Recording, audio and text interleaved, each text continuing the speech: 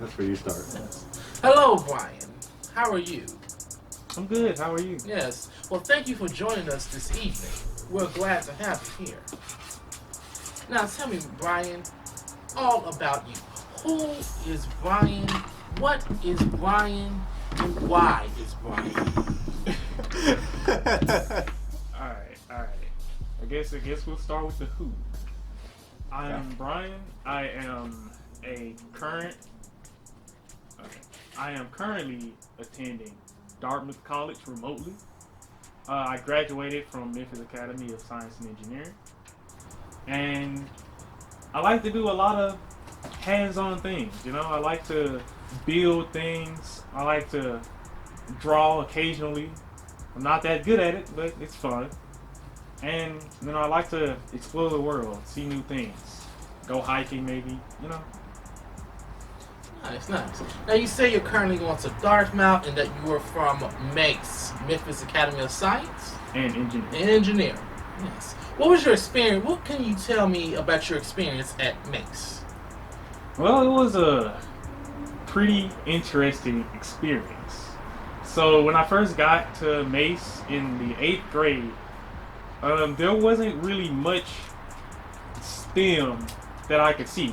Me being kind of a so-called nerd and whatnot, I was pretty interested in the school, seeing like it has science and engineering in its name. So I was wondering like, okay, what cool things can I get into while I'm here? But when I got there, all I had was a STEM class. And later on that year, I was approached by one of the high school teachers. His name was Mr. Cameron Cooley, and he told me about this competition that he was getting students ready for. It was called Science Bowl, and he asked me if I wanted to do it, and I said yes. And that was the start of my STEM career as it goes through the rest of my career at Mace. So, as I went through my years at Mace, I started doing a whole lot more STEM stuff. I continued to compete in Science Bowl competitions throughout my high school, and I started building robots. I started learning a little bit of coding. I started building rockets. I started doing a little bit of wood turning, and I started doing some community outreach, going and volunteering at our local metal museum down on the river. And Now, previously you stated that you chose Dartmouth, which is one of your top choices, because of its aerospace program. yes, Now, what exactly just made you just attracted you to space in general? Was it at a young age, or was it as you progressed on through life, trying to figure out what did you want to do? I would say it started at a young age. I don't really know what really got me interested in space in general, but I like to believe that it was Star Wars because I'm a really big Star Wars fan. But from when I was young, I've always liked to read about space. I've always been really interested in it. I've had a couple telescopes throughout my time. I've only seen the moon, but still nice to get out and try to see what you can see. And I can say that pretty much throughout my life so far, my goal has been to get to space in some way possible. So hence why I'm interested in doing like aerospace engineering in college, because then I would be able to look into and maybe help design future propulsion systems or something like that related to space travel. And also at the same time, Dartmouth, it interested me because like I've been to the campus. It's a beautiful school. It's filled with a lot of nice people. It's a very community oriented place, and I feel like I would really fit in there. And as well as that, they do have a really good engineering school. It's called the Thayer School of Engineering. It's really good, and they also have really good physics departments and astronomy departments. Fascinating. Now, what can you tell me about TechWolves? So, TechWolves is a community system. TechWolves is a community center. That's the right word. TechWolves is a community center started by one of my former teachers, Mr. Daniel Wallace, and it's a very cool place to be.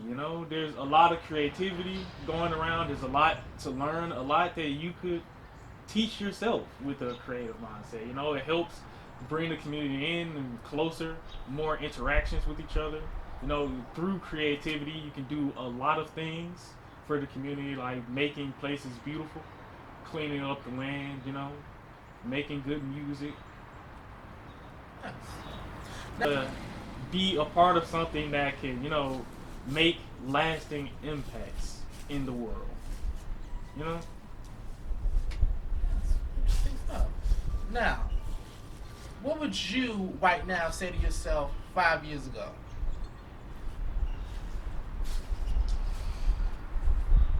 You know, probably nothing. Probably like, you got this.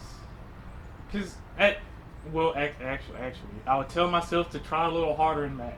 Like I'm good at it, but you know, there's always room for improvement. Yeah, I would tell myself to do better than that. Better than math.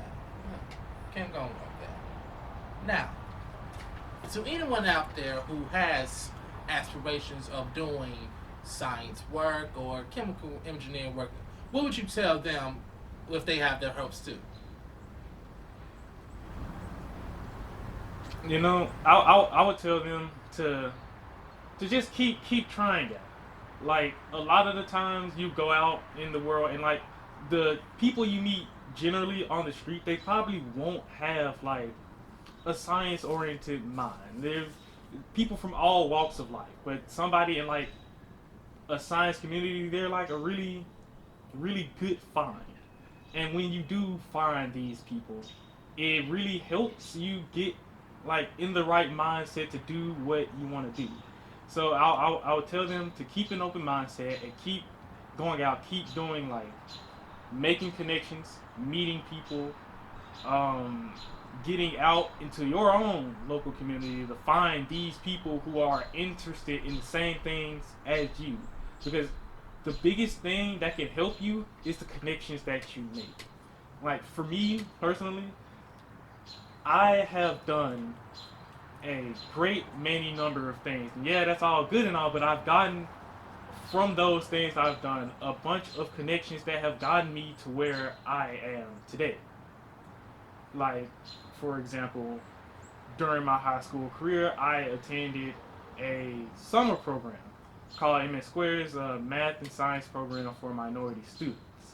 And through that program and the connections that I made, I was able to visit the Dartmouth campus, and that helped me make my decision to go to Dartmouth. And then furthering that through my amidst program, one of my teachers that I had there was a former Dartmouth student. And through her, I was able to get into an extended orientation program and able to do a lot more. All right, one last thing. Who would you say has been your biggest inspiration? Myself, because I'm the greatest. That's just it. Look, man. You can go around, you can meet a lot of people, but no one you meet will ever be as great as me. That's not what I want to say. That's what's gonna go in at the end cut.